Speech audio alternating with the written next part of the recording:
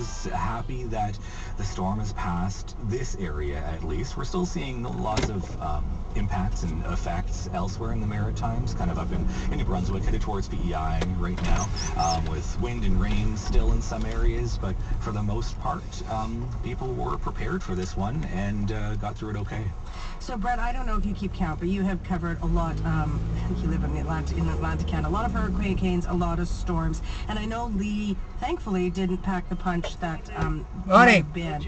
But how does the sort of compare?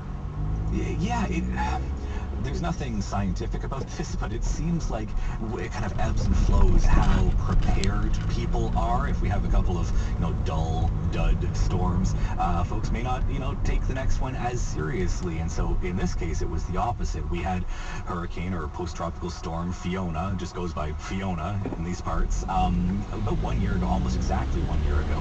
That had a big impact. People had lost power for hours if they were lucky, days, weeks in some cases, with lots of damage, lots of destruction. So it feels like people were ready for the worst, or ready for a bad storm.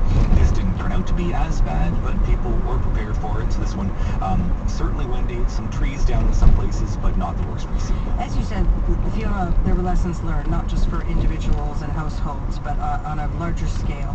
For instance, Nova Scotia Power made some changes in preparing for this storm. There was changes to telecommunications because things didn't go as well as people would have liked during Fiona. So how did those sort of infrastructure things hold up this time around?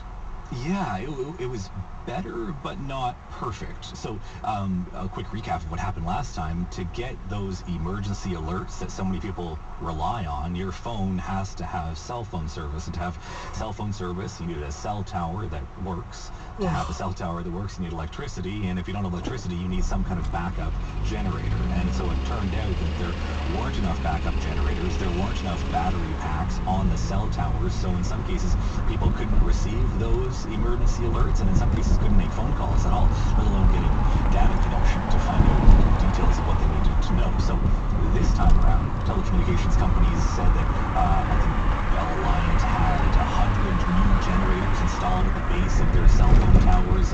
Eastlink had 30 generators installed at theirs, and to better prepare, and things were better, but still in some cases confusing, because you look down at your phone. This was my experience. You had 3 bars of service, LTE, you should have data, it just wasn't loading. So that was an experience that lots of people were having through the storm, but things seem to be better and bounce back this morning. As you said, there's trees down where you are in southwest Nova Scotia. What about